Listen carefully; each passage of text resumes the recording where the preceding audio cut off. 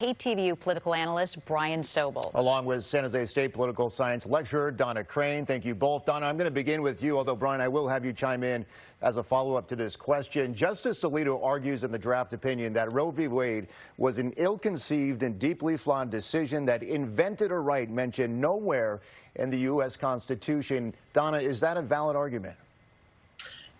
I don't think it's a valid argument, but it is a commonly heard argument. The right to choose, Roe versus Wade, has been embedded in the right to privacy. And although the word privacy doesn't appear in the Constitution, it is almost universally acknowledged that we do possess a right to privacy that the Constitution protects. So we have the right to raise children the way we wish. We have the right to decide who to marry. We have the right to use contraception, and many, many other rights that flow from this right to privacy that the Founding Fathers wrote into the Constitution. So that used to be something of a fringe argument, that there was no right to privacy, but it has become more and more mainstream in the very conservative wings of political thought.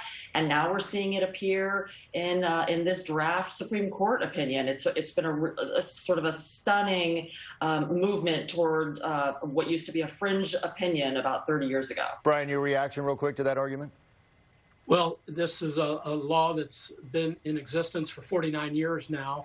It is highly controversial, highly political. And in essence, what this is saying, if we can believe that this is the document, and why wouldn't we? It was a leak Politico, is that the right to abortion would be returned to the states, and each state would decide in their state legislature or through a vote of the people what their state's view on abortion would be. That's what's at play here. So there's the federal and the states argument, and we in America have been arguing states' rights versus federal law since the inception of this country. In the history of the U.S. Supreme Court, Donna, to your knowledge, has a draft opinion ever been leaked before an official opinion has been rendered by the court?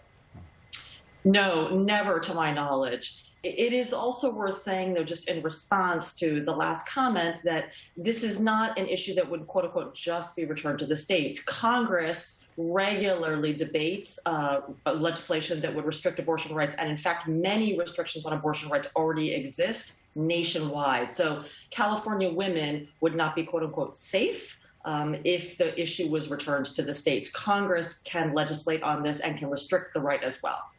Brian, going back to the leak that basically sent shockwaves through this country, what does this mean for the sanctity of the court? And if the leaker is identified, what consequences could that individual face? Hard to say, Julie. You know, this is unprecedented, and but it's in a political context. We're in an election year. We have the midterms coming up, and this will undoubtedly be an issue that will be debated across this country, and certain legislative districts that are up for vote will be arguing about this. And indeed, it will be returned to the states for a decision. The Congress can say something, but eventually, if the idea is that there are states' rights, states are going to weigh in on this. California, for example, will have protections for a woman's right to choose, irrespective of what goes on. Hey, Brian, I got to follow up with you on that one.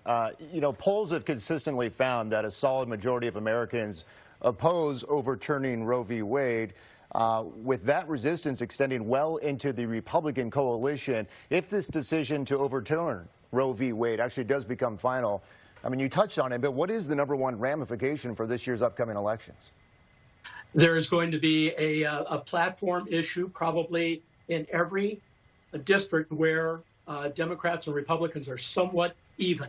In Republican districts, this won't be an issue. In highly Democratic with highly Democratic seats, not an issue. It's going to be about the swing states, the swing districts, where members of Congress will have to have a position on this. And a lot of people in Congress move around this issue, and this, I think, will be front and center, Mike, in the November election. Donna, with the volatility and polarization of this decision basically hanging in the balance now, what are the chances the justices could change their votes before a final opinion is handed down? That is indeed very possible, and it has happened in the past. In the Webster decision in 1989, famously, Justice Kennedy, I believe it was, changed his position and saved the Roe v. Wade decision at that time. So the way this works is the justices sort of take a straw poll after they hear oral arguments. They figure out generally where they're likely to land. Someone is assigned to write the opinion. And then depending on what the opinion, what the draft opinion looks like, this is also private, of course, the justices decide whether to sign on or not. I did see some passages in there that I think are intended to appeal to certain justices. So it seems to me that that is the process that's happening right now. You say certain justices. I'm curious, what do you think the Chief Justice himself will fall on this? And that is the question, that's sort of $64,000 question. By my count, it's either a 5-4 or a 6-3 count to reverse Roe v. Wade, with Chief Justice Roberts being the unknown. But it may not matter if my numbers are correct. Donna Crane, Brian Sobel, appreciate the conversation. Thank you both. Absolutely. Thank you. Thank you. Well,